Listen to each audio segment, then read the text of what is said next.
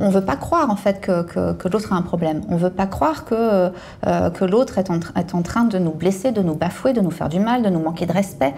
Parce que si on l'admet tout de suite, c'est d'une violence qu'on n'a pas envie de voir en fait.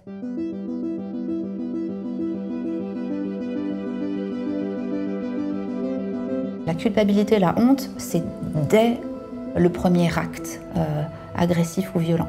C'était évident que je le dirais à personne, quoi.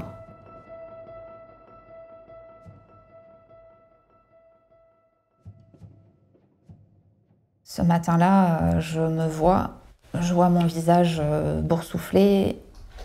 Le déclic, c'est qu'en me regardant, en regardant ce visage, en regardant cette personne dans le miroir, c'est comme si je me retrouvais face à une inconnue, mais une inconnue pour qui j'avais beaucoup de compassion, pour qui j'avais beaucoup de bienveillance. Alors que finalement, je me rends compte que j'en avais jamais vraiment eu pour moi-même.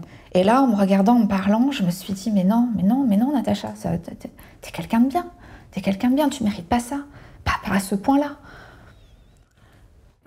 Je me suis dit, non, là, il faut que je trouve des solutions. Il faut que j'agisse d'une manière ou d'une autre. Mais j'ai rien lâché, en tout cas. J'ai fait appel à des voisins, j'ai fait appel à la police 2 fois, je crois. J'ai contacté des amis, donc pas très proches, pour m'aider. J'ai tenté des tas de choses. Plus je lui disais de partir, moins il partait, et plus il me frappait. Il me laissait sur le carreau, et puis il s'en allait après. Pour bien me montrer que c'était lui qui avait le pouvoir. Je pouvais être tranquille 1 semaine, je pouvais être tranquille 3 jours, je pouvais être tranquille 15 jours ou 1 mois. En fait, je ne savais pas. J'avais comme une épée de Damoclès tout le temps au-dessus de la tête.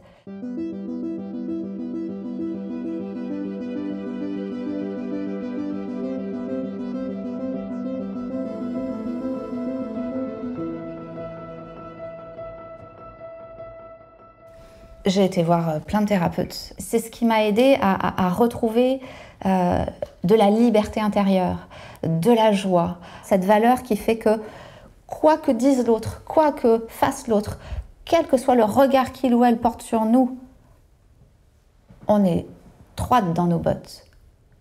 Et d'appeler tout de suite la police, de lui laisser aucune chance de m'approcher de près ou de loin. Parce que j'avais retrouvé cette force, cette liberté que j'acquiers et que je continue d'acquérir avec le temps. Ça n'a pas de prix. Ça fait que aujourd'hui, je me sens ancrée, alignée, je me sens à ma place. Pour moi, en fait, ce serait d'utilité publique d'apprendre à se connaître, à s'aimer, à prendre conscience de sa valeur pour prendre sa place. Et on serait beaucoup plus tolérant, bienveillant avec les autres si d'abord on apprend à l'être avec soi.